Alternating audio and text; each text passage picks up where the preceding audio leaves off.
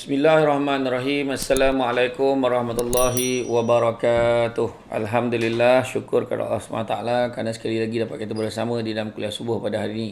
Tuan-tuan dan puan-puan sekalian, apabila kita melihat kepada kitab Muka Syafatul Qulub ni, kita sampai dah bab 24 kan, iaitu berbakti pada orang tua. Saat tak ada siapa, kalau tak ada orang tua, kalau orang tua dah mati pun buat baik lagi, masih boleh buat baik kan. Jadi sebelum saya teruskan kuliah subuh kita pada pagi ni, saya nak share kepada semua, kepada siapa berhasrat untuk menyertai ibadah korban daripada Yayasan Budi Ihsan Malaysia, bolehlah hubungi talian yang tertera yang mana sangat murah, mudah mendapat pensijilan ISO dari bab pengurusan korban yang telus. InsyaAllah nama anda tidak akan tertinggal. Kalau anda call tak berangkat, makna tengah jam lain sekarang ni, tengah beria ni, tak sampai pun 2 bulan lagi, sebulan lebih je lagi kita akan sampai pada hari korban. Jadi kalau anda ingin menyertai, boleh daftar segera dengan hubungi je. InsyaAllah murah je. Satu bahagian lembu baru RM390, seekor lembu RM2,730. Pastikan anda hubungi segera. Dah takut nanti ketinggalan. Baiklah, kita sambung bab 24, iaitu berbakti kepada orang tua. Imam Bukhari dan Muslim mengeluarkan dari Ibnu Mas'ud radhiyallahu anhu, dia berkata, aku tanya Rasulullah sallallahu alaihi wasallam, apakah amal yang paling disukai Allah? Baginda menjawab, salat tepat pada waktunya. Aku tanya lagi, lalu apa? Baginda menjawab, berbakti pada kedua orang tua. Lalu aku tanya lagi, apa lagi? Baginda menjawab, jihad. Imam Muslim dan lain yang merawikan tiada seorang anak dapat membalas jasa orang tuanya, melainkan ia membeli seorang hamba dan memerdekakannya. Imam Muslim merawikan, seorang lelaki menghadap Rasulullah sallallahu alaihi wasallam sambil berkata, aku berjanji pada engkau untuk berhijrah dan berjihad semata-mata mengharapkan pahala. Rasulullah sallallahu alaihi wasallam bertanya, apakah salah satu dari orang tuamu masih hidup? Lelaki itu menjawab, ya, malah kedua-duanya masih hidup. Maka Rasulullah SAW bertanya, apakah engkau ingin mendapatkan pahala dari Allah? Lelaki itu menjawab, ya. Lalu baginda bersabda, pulanglah kepada kedua orang tuamu dan berbuat baiklah kepada mereka. Abu Ya'la dan Tabrani merawikan dengan sanadnya, seorang lelaki datang kepada Rasulullah SAW berseraya berkata, aku ingin berjihad, namun aku tidak mampu. Maka Rasulullah SAW bertanya, apakah salah seorang orang tuamu masih hidup? Dia menjawab, ibuku masih hidup. Maka lalu Rasulullah SAW bersabda, mohonlah kepada Allah untuk berbakti kepadanya. Jika engkau berbuat demikian, maka samalah engkau berhaji, berumrah dan berjihad. Menurut riwayat Tabrani, Rasulullah, aku ingin berjihad fisabilillah. Rasulullah bertanya, apakah ibumu masih hidup? Jawabnya benar.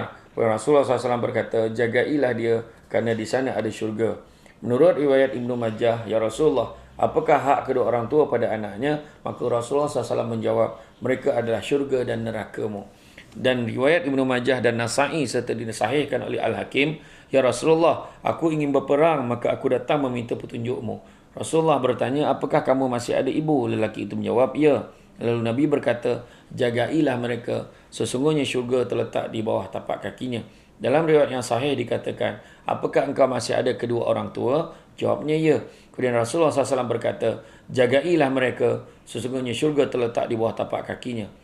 Malah At-Tirmizi membenarkan dari Abu Darda radhiyallahu anhu bahawa seorang lelaki datang kepadanya lalu berkata, aku ada isteri sedangkan ibuku minta aku menceraikannya saja. Maka dia berkata, aku dengar Rasulullah SAW bersabda, orang tua itu adalah kunci pintu syurga. Jika mahu ku hilangkan saja atau aku menjaganya. Ibnu Hibban dalam sahihnya, seorang lelaki datang kepada Abu Darda lalu berkata, bapaku selalu bersamaku hingga mengawinkanku. Kini beliau meminta aku menceraikan isteriku. Abu Darda berkata, aku tidak memerintahkan engkau memerdekakan orang tuamu. Aku tidak pula perintahkan engkau ceraikan isterimu. Hanya jika engkau mahu, ku ceritakan apa yang ku dengar dari Rasulullah SAW. Baginda bersabda, orang tua itu kunci pintu syurga. Peliharalah itu jika kamu mahu, atau kamu tinggalkan saja. Imam yang keempat, dari Ibnu Umar, dia berkata, aku punya isteri yang kucintai, namun Umar membencinya. Dia menyuruhku menceraikannya, tapi aku menolak. Dia datang kepada Rasulullah SAW menceritakan hal itu padanya. Lalu Rasulullah SAW memerintahkan aku menceraikan isteriku. Imam Ahmad dengan sanad sahih berkata, siapa ingin berbakti pada kedua orang tuanya serta bersilaturahim. Abu Ya'la dan lainnya, siapa berbakti pada kedua orang tuanya, beruntunglah dia. Allah akan memanjangkan umurnya. Ibnu Majah dan Ibnu Hibban. Seorang lelaki akan terhalang rezekinya sebab dosa dilakukannya. Tidak mampu menolak takdir kecuali doa dan tidak boleh menambah umur kecuali berbakti pada kedua orang tua. Tapi tuan-tuan dan puan-puan jangan salah faham. Bila mana mak ayah suruh kita menceraikan isteri kita, dalam hal pada hari ini, kena hati-hati. Ini bukanlah makna mak ayah suruh je maka kita ceraikan. Jangan. Jangan. Dan orang tua pun kena fikir. Mak ayah kena fikir. Bila kita suruh atas bukan sebab yang tak, orang kata tidak syar'i, atas dasar kita tak suka, kita tak berkenan semata-mata, ingat dosa tu kita yang tanggung sebagai mak ayah. Itu sebab hati-hati, jangan jadi macam tu. Jadi makna kata bawa kepada berhati-hatilah orang kata dalam bab ni, jaga emosi kita. Mana yang boleh kita didik, mana yang boleh kita kita tanamlah elok-elok. Kita orang kata kita nasihatkan baik-baik. Daripada anak jangan semena-mena mak ayah suruh cerai, sabar dulu. Cari jalan secara berhikmah untuk pujuk hati mak ayah kita. Ya. Al-Hakim merawikan, maafkanlah isteri orang, maka isterimu akan memaafkanmu, dan berbaktilah kepada kedua orang tuamu, maka anakmu akan berbakti kepadamu. At-Tabrani dengan sanad hasan berkata, berbaktilah kepada orang tuamu, maka anak-anakmu akan berbakti kepadamu, dan maafkanlah, maka isterimu akan memaafkanmu. Imam Muslim, hinalah dia. Ditanyakan siapa dia ya Rasulullah, maka baginda menjawab, iaitu orang yang mendapati kedua orang tua di sisinya telah tua, atau salah satunya kemudian dia tidak masuk syurga, atau mereka tidak memasukkannya ke syurga. At-Tabrani dengan salah satu sanadnya dari Hasan, Nabi SAW naik mimbar, lalu baginda bersabda, amin, amin, amin. Kemudian baginda bersabda, Jibril telah datang kepadaku, dia bertanya, Muhammad, siapa menemui bulan Ramadan lalu dia mati tidak diampuni dan dimasukkan ke neraka, kemudian Allah menjauhkannya, katakanlah amin. Maka aku berkata amin. Dia berkata lagi, siapa mendengar nama engkau disebut namun dia tidak membaca selawat untuknya, maka dia akan mati dan masuk neraka. Lalu Allah menjauhkannya, katakanlah amin. Maka aku berkata amin. Dia berkata, siapa menemui salah satu dari kedua orang tuanya, dia tidak berbakti kepadanya, lalu mati masuk neraka, namun Allah menjauhkannya, katakanlah amin. Maka aku berkata amin. Malah Ibn Hibban dalam sahihnya merawikan, hanya di situ dia berkata, siapa menemui kedua orang tuanya atau salah satunya dia tidak berbakti kepadanya, dia mati masuk neraka, Allah akan menjauhkannya, katakanlah amin. Maka aku berkata amin. Imam Bukhari dan Muslim merawikan, ya Rasulullah, siapakah orang yang lebih berhak aku pergauli dengan baik? Maka baginda menjawab, ibumu.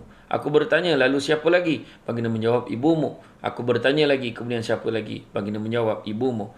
Aku bertanya lagi, siapa lagi? Baginda menjawab, bapamu. Juga Asy-Syaikhan merawikan dari Asma binti Abu Bakar radhiyallahu anha, dia berkata, ibuku datang kepadaku, dia seorang musyrik di zaman Rasulullah SAW. Maka aku minta fatwa Rasulullah SAW. Aku berkata, ibuku datang kepadaku sedangkan dia benci pada Islam. Perlukah aku menemuinya? Nabi SAW menjawab, ya, temuilah dia.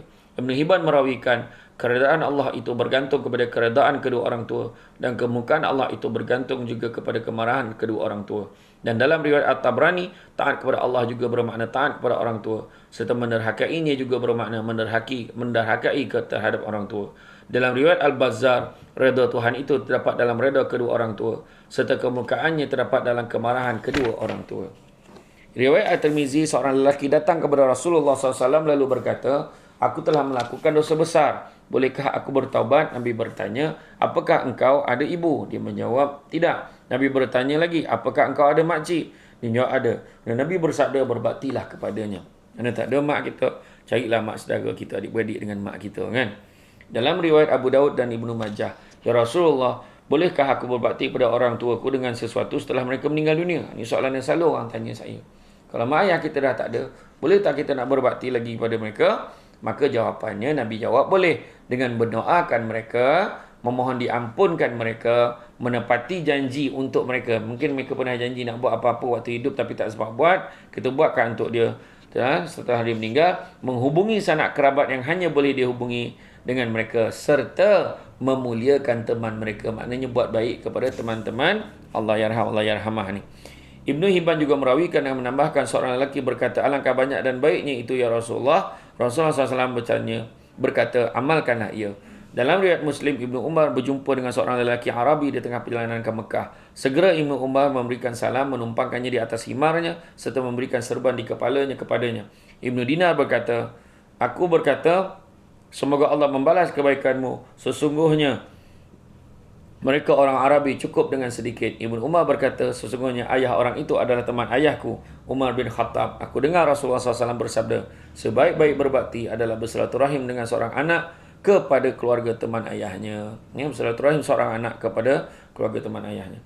Dalam riwayat Ibn Hibban dari Abi Burdah, dia berkata, aku pergi ke Madinah, kemudian Abdullah bin Umar mendatangiku, lalu dia berkata, tahukah engkau mengapa aku mendatangimu? Aku berkata, tidak. Lalu dia berkata, aku dengar Rasulullah SAW bersabda, siapa yang suka bersilaturahim kepada ayahnya dikubur, bersilaturahimlah kepada saudara-saudara ayahnya setelah dia meninggal. Dan sesungguhnya antara ayahku Umar dan ayahmu adalah saudara dan kawan, maka aku suka menyambungnya.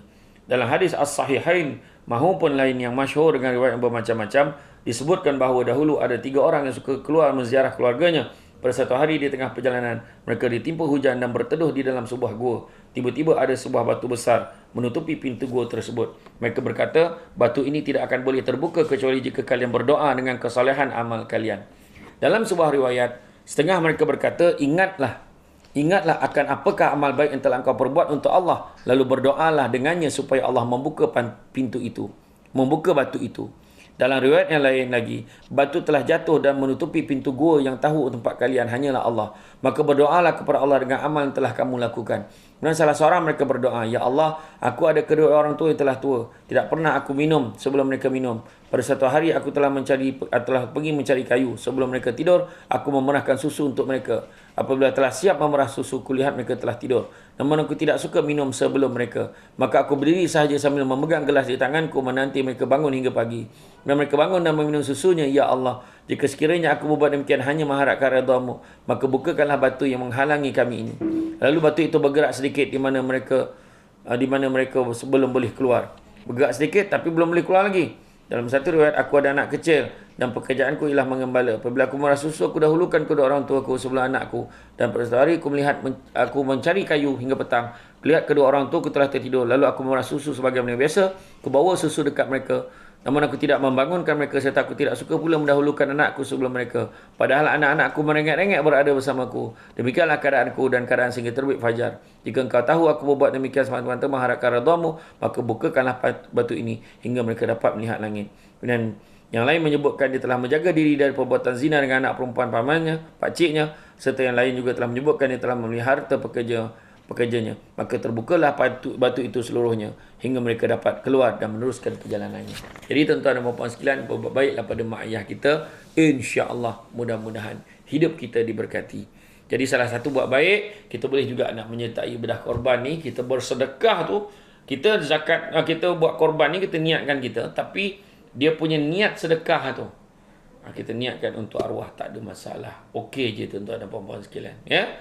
Jadi itu saja daripada saya. Siapa yang nak menyertai bedah korban, pastikan hubungi talian Netera. Nak buat kekah pun boleh, tak ada masalah. InsyaAllah mudah-mudahan segala usaha dan amal kita diberkati dan diterima oleh Allah.